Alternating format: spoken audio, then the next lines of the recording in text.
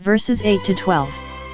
Such a wonderful event as the giving of sight to a man born blind could not but be the talk of the town, and many heeded it no more than they do other town talk, that is but 9 days' wonder. But here we are told what the neighbors said of it, for the confirmation of the matter of fact. That which at first was not believed without scrutiny may afterwards be admitted without scruple.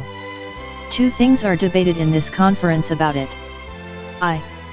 Whether this was the same man that had before been blind? v8. 1. The neighbors that lived near the place where he was born and bred, and knew that he had been blind, could not but be amazed when they saw that he had his eyesight, had it on a sudden, and perfectly, and they said, Is not this he that sat and begged? It seems, this blind man was a common beggar, being disabled to work for his living, and so discharged from the obligation of the law, that if any would not work, neither should he eat. When he could not go about, he sat. If we cannot work for God, we must sit still quietly for him. When he could not labor, his parents not being able to maintain him, he begged. Note, those who cannot otherwise subsist must not, like the unjust steward, be ashamed to beg. Let no man be ashamed of anything but sin. There are some common beggars that are objects of charity, that should be distinguished, and we must not let the bees starve for the sake of the drones or wasps that are among them. As to this man, 1. It was well ordered by Providence that he on whom this miracle was wrought should be a common beggar, and so generally known and remarkable, by which means the truth of the miracle was better attested, and there were more to witness against those infidel Jews who would not believe that he had been blind than if he had been maintained in his Father's house. 2.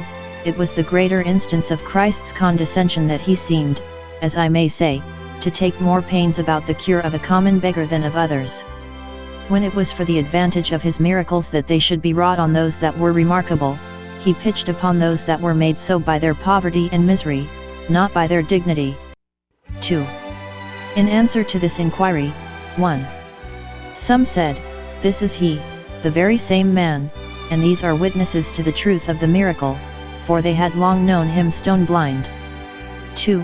Others, who could not think it possible that a man born blind should thus on a sudden receive his sight, for that reason, and no other, said, He is not he, but is like him, and so, by their confession, if it be he, it is a great miracle that is wrought upon him.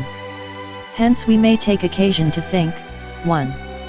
Of the wisdom and power of Providence in ordering such a universal variety of the faces of men and women, so that no two are so alike but that they may be distinguished, which is necessary to society and commerce and the administration of justice. And, 2. Of the wonderful change which the converting grace of God makes upon some who before were very wicked and vile, but are thereby so universally and visibly altered that one would not take them to be the same persons.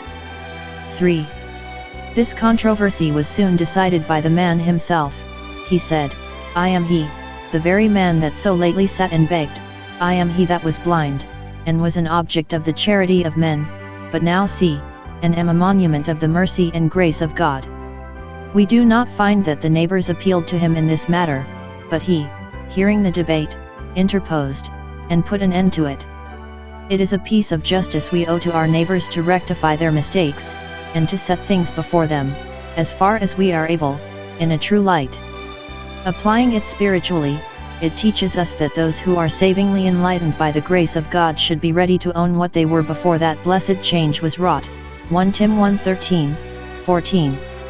2. How he came to have his eyes opened, v 10 to 12. They will now turn aside, and see this great sight, and inquire further concerning it.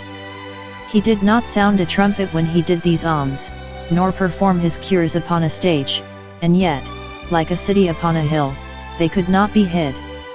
2 things these neighbors inquire after. 1.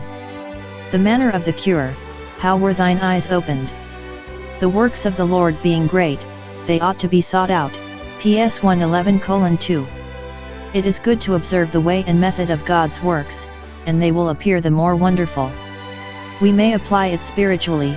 It is strange that blind eyes should be opened, but more strange when we consider how they are opened, how weak the means are that are used, and how strong the opposition that is conquered. In answer to this inquiry the poor man gives them a plain and full account of the matter. A man that is called Jesus made clay and I received sight. v11. Note, those who have experienced special instances of God's power and goodness, in temporal or spiritual things, should be ready upon all occasions to communicate their experiences, for the glory of God and the instruction and encouragement of others. See David's collection of his experiences, his own and others, PS 34:4-6. It is a debt we owe to our benefactor, and to our brethren. God's favors are lost upon us, when they are lost with us, and go no further. 2. The author of it, v12. Where is he? Some perhaps asked this question out of curiosity. Where is he, that we may see him? A man that did such cures as these might well be a show, which one would go a good way for the sight of. Others, perhaps, asked out of ill will. Where is he, that we may seize him? There was a proclamation out for the discovering and apprehending of him, ch. 1157, and the unthinking crowd, in spite of all reason and equity, will have ill thoughts of those that are put into an ill name. Some, we hope, asked this question out of good will. Where is he, that we may be acquainted with him? Where is he, that we may come to him, and share in the favors he is so free of? In answer to this, he could say nothing, I know not. As soon as Christ had sent him to the pool of Siloam, it should seem, he withdrew immediately, as he did, ch. 5:13, and did not stay till the man returned, as if he either doubted of the effect or waited for the man's thanks. Humble souls take more pleasure in doing good than in hearing of it again. It will be time enough to hear of it in the resurrection of the just. The man had never seen Jesus, for by the time that he had gained his sight he had lost his physician, and he asked, it is probable, where is he? None of all the new and surprising objects that presented themselves could be so grateful to him as one sight of Christ, but as yet he knew no more of him than that he was called, and rightly called, Jesus a Saviour. Thus in the work of grace wrought upon the soul we see the change, but see not the hand that makes it, for the way of the Spirit is like that of the wind, which thou hearest the sound of, but canst not tell whence it comes nor whither it goes.